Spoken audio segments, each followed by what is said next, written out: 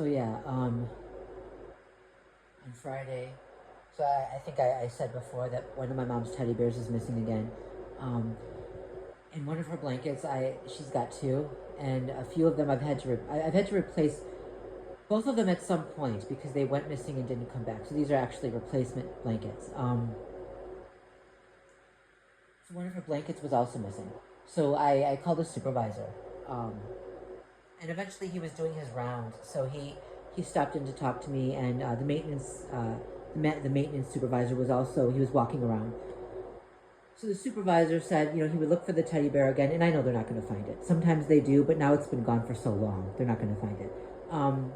As for the blanket, he said that he thinks it's just laundry. They take it every now and then to do laundry. That's why it disappears, and then it comes back.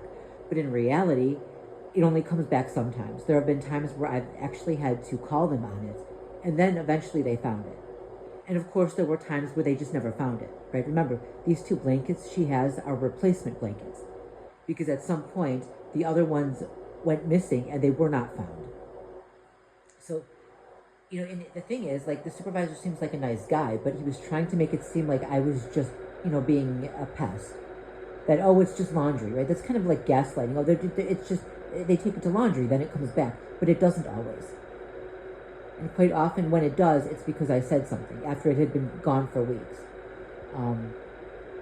But he said that,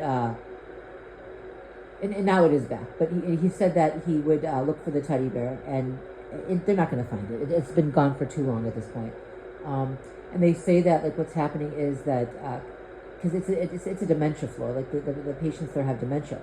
So he said that sometimes the patients wander around and go into rooms and pick something up and take it. And I know that's true because I've seen it happen. But later we'll get to why. I'm not sure if that's what happened with the teddy bear. Okay, so fast forward. That was Friday, and right before he left, we were talking, and then he kind of made the same gesture. Like, sometimes the perpetrators will copy my mannerisms, but they'll do it in a more exaggerated way, and this is not something that most people do. Like, it's not a normal action. It's not a normal behavior. But at the same time, it can look like, nobody's going to think that it's anything weird. They might think the person is a little strange, but they're not going to think anything else of it. So occasionally they'll have a perpetrator come by and do that. And he did it right there. He did it. He stood there doing that same gesture. Now, I don't know. I obviously, I'm not going to accuse him of being of working for them. I don't know that that's the case, because in other circumstances, he seems like a nice guy. But it's meant to make sure that, you can't feel safe anywhere, that I can't even trust that my mom is safe. I can't even protect her. Right? It's meant to create constant fear. Anyway. Okay, fast forward. So it was on Friday. And then Saturday, yesterday, I went in. Oh, no, I'm sorry. Okay. Then I went home, and then later that evening on Friday, the supervisor called me and said that they were going to move my mom's room because I guess they were moving, a patient was moving in who had some kind of contagious illness, and so that they needed a room just for that person. But my mom had a roommate, so I don't know what happened to her roommate. I don't know if they moved her out too. Did something else happen to her? I'm worried about her because she was a nice lady. Anyway, so they moved my mom's room, and then so that's what I found out Friday night. They were going to move her. Okay, fine. So yesterday, on Saturday, I got there and I noticed. I went to her new room, and I noticed that they had moved some of her other teddy bears, the ones that haven't gone missing yet. So those were there, but I looked in the closet and they didn't move my mom's clothing. Like and the weird thing is they took like her jacket and one shirt out of the closet and moved it and put it on a chair next to her bed. But they didn't move the rest of her clothing. They didn't take anything that was on the wall. They didn't, because she had stuff on the wall that I put up there for her. Yeah, and not to mention that whoever was using the room before my mom, the one that my mom just moved into, her stuff was still on the wall. So it's like it's like on the wall facing my mom's bed. I'm not allowed to take it off, and it's not mine. I can't touch it, right? I have to wait for them to do it. Just like I had to wait for them to go and get my mom's stuff because I'm not allowed to go in there and get it. Um, one of the nurses there was really nice, and I talked to her, and she said, yeah, they probably just didn't move that stuff yet. That they would probably have it done by Monday. So I'm trying to think about the entire conversation. So I was telling her, I was explaining to her what they had moved and what they hadn't moved. And they hadn't moved the stuff that was in her closet, and they hadn't moved the stuff that was on her wall. And they hadn't moved her television. And as I was telling her about the television, another woman came by, and the other woman is not typically nice. Like, she doesn't like me. And sometimes she's okay, but sometimes she's just downright hostile, right? And I was saying, and so they didn't move my mom's TV. And the other woman came by and said, that's not your mom's. That's just how she said it. That's not your mom's. And I spun my head over to her. Typically when she's not entirely nice, when she uses a harsh tone with me, I smile and I ignore it because I don't want to make enemies there, right? I don't want to risk them taking it out on my mom if they don't like me, right? Or other things.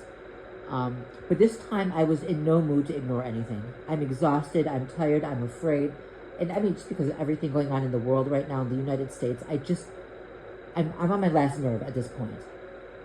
I spun my head around and I'm like, what do you mean? I'm talking about the television and I pointed to the old room that my mom was in.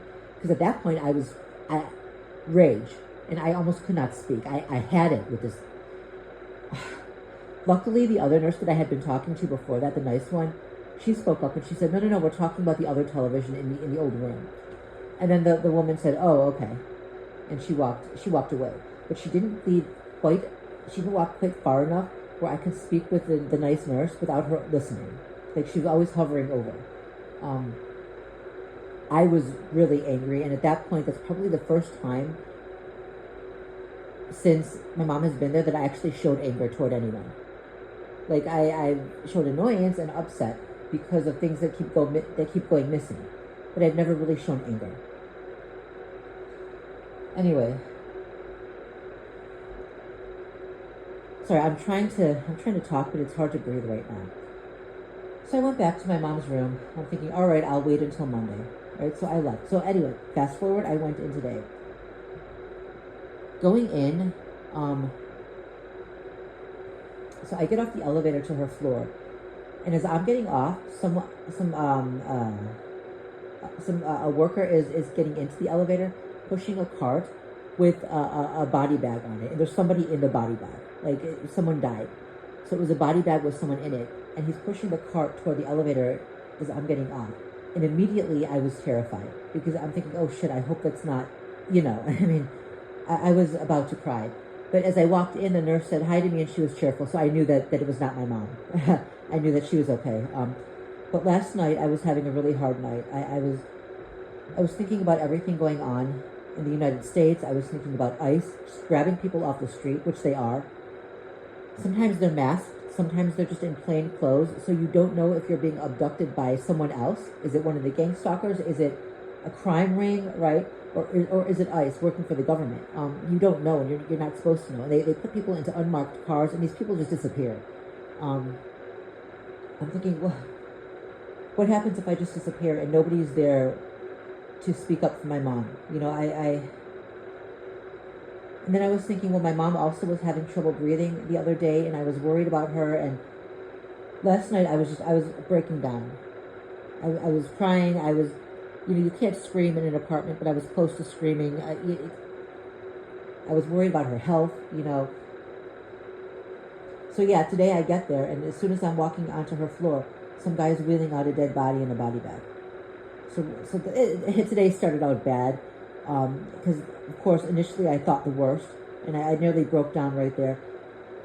Turns out my mom's okay. Okay, fast forward. I go into my mom's room. Now, some months ago, I got her a new stuffed animal. I got her a stuffed bunny rabbit with a little baby bunny rabbit attached to it. So I got there today. The stuffed bunny rabbit was there, but I noticed that the little baby bunny rabbit was across the room on the bed table that's for because it's a shared room. It's on the other nightstand for whoever was going to move into the room. Now, someone ripped it off, and they would have to because it was attached. The little baby bunny, the stuffed bunny, was attached to the bigger one. Someone had to rip it off. It could not have just fallen off. And they put it on the other table. Now, luckily, most of my mom's stuff, except for the television, was back in her room. So I think this was done to piss me off, just to set me off, because up front was the woman who is nasty to me. There's also the nurse who was nice to me. She was up there too, but so was the woman who was nasty to me, and she just doesn't. I'm afraid I'm getting the reputation of a complainer, but what else can I do? You know, this was something, you know, because now they at least moved my mom's stuff, but now I have something else to complain about, right? They ripped my mom's stuffed animal apart and put half of it on someone else's nightstand. Why in the hell would someone do that? It's just to piss me off, just to start another fight. So it looks like I'm always complaining about something. The problem is when I don't say something, then it's, well, why didn't you say something? So for me, it's a damned either situation. It's a damned either situation. And some of the people there are really nice, and I'm very grateful for them. But others that just don't want to take responsibility for anything. Like they want to shift the blame. And I know one wrong move and everything can be blamed on me. You know, I'm just...